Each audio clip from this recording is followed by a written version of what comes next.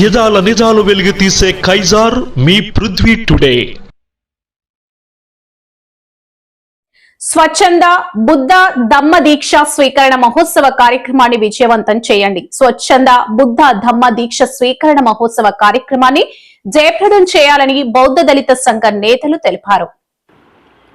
మార్చి 14న బౌద్ధ ధమ్ము ఆవశ్యకతలో భాగంగా పునరుద్దీపన కార్యక్రమాన్ని విశాఖలో నిర్వహిస్తున్నామని అంబేద్కర్ మెమోరియల్ సొసైటీ అధ్యక్షులు బొడ్డు కళ్యాణరావు, కోశాధికారి గార సత్యనారాయణ, అంబేద్కర్ బుద్ధ విగ్రహ కన్వీనర్ గౌతమ్ బాబు తెలిపారు. స్థానిక సిపిఎం కార్యాలయంలో జరిగిన సమావేశంలో కార్యక్రమ ఆహ్వాన పత్రికను ఆవిష్కరించారు. అనంతరం జరిగిన మీడియా సమావేశంలో వారు మాట్లాడుతూ బౌద్ధ పునరుద్దీపన కార్యక్రమం మార్చి 14న విశాఖ బుల్లయ్య కాలేజ్ ప్రక్కన గల డాక్టర్ బిఆర్ అంబేద్కర్ భవన ప్రాంగణంలో ఉదయం 10:30 నుండి కార్యక్రమం ప్రారంభమవుతుందని అన్నారు. ఈ కార్యక్రమం డాక్టర్ బిఆర్ అంబేద్కర్ బుద్ధ విగ్రహ నిర్వహణలో పూజ, బంతి పూజ్య, బంతే అనాలయో వారి ఆధ్వర్యంలో జరుగుతుందని తెలిపారు. బౌద్ధంలోని సమున్నతమైన మానవ, సామాజిక, నైతిక విలువలను పునరుద్ధరించడానికి, పునశ్చరణ చేసుకోవడానికి ఈ కార్యక్రమం కుల, మత, ప్రాంత, వర్గాలకు అతీతమైన ఈ ధమ్మ దీక్ష కార్యక్రమానికి ఇదే మా ఆహ్వానం అన్నారు.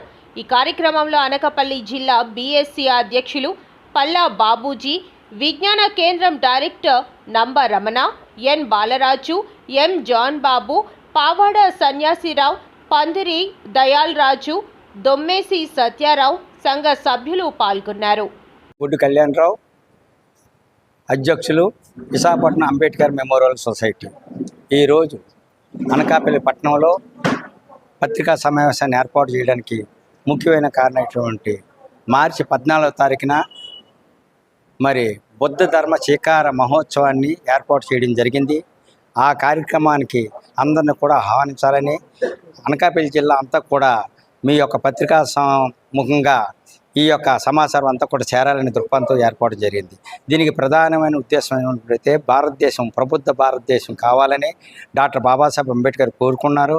అదే ఈ బౌద్ధానికి, ఈ ధర్మానికి ముఖ్యమైన కారకులైనటువంటి క్రీస్తు పూర్వం 2580 సంవత్సరాల క్రితం మరి యావత్ భారతదేశం కూడా భగవాన్ గౌతమ బుద్ధుని తాలూకా ప్రయాణంతో 40 సంవత్సరాల కంటిన్యూగా ఆయన బౌద్ధం మీద ప్రయాణం చేసి యావత్ భారతదేశాన్ని కూడా మరి నీతివంతమైన సమాజంగా తయారు చేయడం జరిగింది. ఆ రోజు సమాజంలో ఉన్న అనేకమైన రుగ్మతలు, ఆచారాలు, అలవాట్లు తర్వాత సమాజానికి చాలా హానికరమైన కూడా ఆయన తిరుగుబాటు చేసి ఆయన త్వజించి యావత్ భారతదేశంలో బౌద్ధాన్ని నిర్మాణం చేయండి. కాలక్రమంలో ఈ దేశం మరి అనేకమైన మన దేశాన్ని మనం ఇప్పుడు పరిపాలించుకోలేదు. బౌద్ధ శాఖ మొఘల్లో, అలాగే ముస్లిమ్సు, అదేవిధంగా మరి ఇంగ్లీష్ వారు రకరకాల రాజులు పరిపాలించడం వల్ల మన ధర్మం కుంటుపడింది. అనేకమైన కారణాలు జరిగాయి కుంటుపడి. అయితే భగవాన్ గౌతమ బుద్ధుడి తర్వాత మరి ప్రపంచ మహాచక్రవర్తి అంటే అశోక్ మహాచక్రవర్తి కూడా యావత్ భారతదేశం కాకుండా ప్రపంచంలో అంతా కూడా బౌద్ధాన్ని తన శాసనాల ద్వారా, అదేవిధంగా తన బౌద్ధ స్తూపాల ద్వారా దగ్గరగా 80,000 స్తూపాల పైని వారు నిర్మాణం చేసి బౌద్ధ ధర్మాన్ని నిలబెట్టగలిగారు. అదే పద్ధతిలో యావత్ ప్రపంచంలో ఉన్న అన్ని మత గ్రంథాలని అధ్యయనం చేసి, బౌద్ధ గ్రంథాలు కూడా అధ్యయనం చేసి doctor Babasaheb Ambedkar Buddha and his ధర్మ అనే గ్రంథాన్ని రాసి ఈ యొక్క దేశానికి అంకితం చేసి, ఆ కోణంలోనే మహానుభావుడు మనందరి తాలూకా ఈ దేశం తాలూకా దిశ నిర్దేశించిన తాలూకా బాబాసాహెబ్ అంబేద్కర్ గారు అక్టోబర్ 14 సంవత్సరంలో 1956 అక్టోబర్ 14 సంవత్సరంలో ఆయన బౌద్ధ ధర్మ స్వీకారాన్ని 5 లక్షల జనాభాతో వారు తీసుకోవడం జరిగింది. అప్పటి నుంచి బౌద్ధ ధర్మాన్ని సులువుగా ప్రయాణం చేయడం జరుగుతుంది. రేపు 14వ తారీఖున మార్చి 14వ తారీఖు జరిగే కార్యక్రమానికి మాకు బౌద్ధులు మహాపండితులు, తెలుగు బిక్ అయినటువంటి అనాలయ్య గారు ఉండ్రాజవరము వారి ద్వారా ఈ ధర్మ స్వీకారం అనేది జరుగుతుంది. దీనికి ప్రధాన వక్తని కాదు, ప్రధాన కీనోటు కర్తగా మరి ఎక్స్ డీజీపీ అయినటువంటి ఆంజనేయుల రెడ్డి గారు కూడా వస్తున్నారు. అదేవిధంగా మన విశాఖపట్నం సిటీలోను ఇతర ప్రాంతాలను హైదరాబాద్ నుంచి కూడా ఐఏఎస్ వాళ్ళు, ఐపీఎస్ వాళ్ళు, రిటైర్డ్ జడ్జీలు, అలాగే సిటీలో ఉన్న ప్రొఫెసర్స్, డాక్టర్స్, లాయర్స్ను అందరూ కూడా మేము ఆహ్వానిస్తున్నాం ఈ ధర్మ స్వీకార మహోత్సవాన్ని విజయవంతం చేయడానికి. అదేవిధంగా ధర్మ మార్గంలో భారతీయ సామాజిక వ్యవస్థని మార్చడానికి, ఆ సందర్భంగానే ప్రబుద్ధ భారతగా చేపట్టే కులాలకి, మతాలకి, రాజకీయ పార్టీలకి అతీతంగా ప్రధానికాన్ని చైతన్యపరిచి అంబేద్కర్ అంబేద్కర్ ఆలోచనలో ముందుకు వెళ్ళడానికి అనే పద్ధతిలో కార్యక్రమం జరుగుతుంది. ఈ కార్యక్రమానికి అంబేద్కర్ అయినటువంటి అనకాపల్లి కూడా మరి కేంద్రంగా తీసుకొని అనకాపల్లి జిల్లాలో ఉన్న అన్ని మండలాల ప్రతినిధులు కూడా ఈరోజు మునంపాక, కచంకోట, అదేవిధంగా సోడవరము, వడ్డాది, నర్సీపట్నం ఈ యొక్క మండలాల నుంచి కూడా మా మండల మండల నాయకులు కూడా పిలవడం జరిగింది. వారి ద్వారా కూడా ప్రసారం వెళ్ళాలని, అదేవిధంగా ఈ మీడియా ద్వారా కూడా, ఈ యొక్క ప్రింట్ మీడియా ద్వారా కూడా ప్రతి ఒక్కరి దాంట్లో కలిగి ఇది ధర్మము, దీనికి ఎటువంటి మీమాంసలు లేవు, ఏ సందర్భం కూడా లేదు, ఇది ఎవరి సొంత శక్తి కాదు, భారతీయ తాలూకా సంపద. అందుకే బాబాసాహెబ్ అంబేద్కర్ ఈ బౌద్ధ ధర్మం తీసుకునేటప్పుడు ఆయన ఒక మాట చెప్తాడు, భారతీయ సామాజిక ఆచారాలకి, అలవాట్లకి, కట్టుబాట్లకి, నమ్మకాలకి భంగం కలగకుండా ఈ దేశంలో పుట్టి, ఈ దేశంలో పెరిగి, యావత్ ప్రపంచం వ్యాపించి ప్రపంచ దేశాలు చైతన్యం చేసింది ఏదైనా ఉంటే అది బౌద్ధ ధర్మం. కాబట్టి అదే ధర్మాన్ని నేను తీసుకున్నాను బాబాసాహెబ్ అంబేద్కర్ చదవగలిగాను.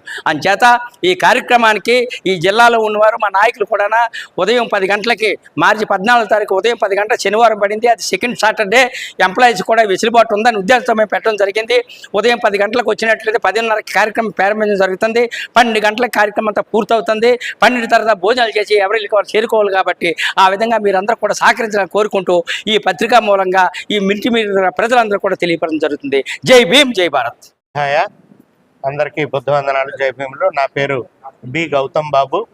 నేను Visakhapatnam Ambedkar memorial society joint secretary, అలాగే అంబేద్కర్ బుద్ధ విహార కన్వీనర్ని.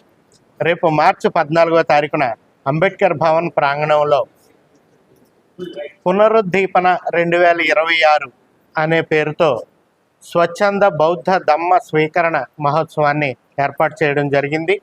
ఇది బాబాసాహెబ్ కలల కన్నా ప్రబుద్ధ భారత్ వైపు అడుగులు వేయడానికి ఇది ఎంతగానో ఉపయోగపడుతుందని, ఒక సుమారు 5,000 మందితో ఈ కార్యక్రమాన్ని మేము చేపట్టడం జరుగుతుంది. ఇది ప్రజలందరిలోకి తీసుకువెళ్లాల్సిన బాధ్యత మన ప్రింట్ మీడియా, ఎలక్ట్రానిక్ మీడియా వాళ్ళే ద్వారానే ఇది మనం ప్రచారం చేయగలం. కాబట్టి ఈరోజు అనకాపల్లి జిల్లాలో అనకాపల్లి కేంద్రంగా ఈ పత్రికా సమావేశం ఏర్పాటు చేయడం జరిగింది. ఇది పునరుద్దీపన 2026 అని ఎందుకు పెట్టామంటే, గౌతమ్ బుద్ధుడు 2వ శతాబ్దంలో స్థాపించిన ఈ బౌద్ధ ధమ్మాన్ని తర్వాత అశోక్ చక్రవర్తి దీన్ని పునరుజ్జీవం చేశారు. తరువాత బాబాసాహెబ్ అంబేద్కర్ మళ్ళీ మరొకసారి దీన్ని పునరుజ్జీవం చేశారు. అలాగే ఈ మన ఉత్తరాంధ్ర జిల్లాల్లో అన్నిటిలో కూడా మళ్ళీ బౌద్ధాన్ని వ్యాప్తి చెందడానికి విశాఖపట్నం కేంద్రంగా మేము ఈ కార్యక్రమాన్ని ఏర్పాటు చేయడం జరిగింది. జై భీమ్.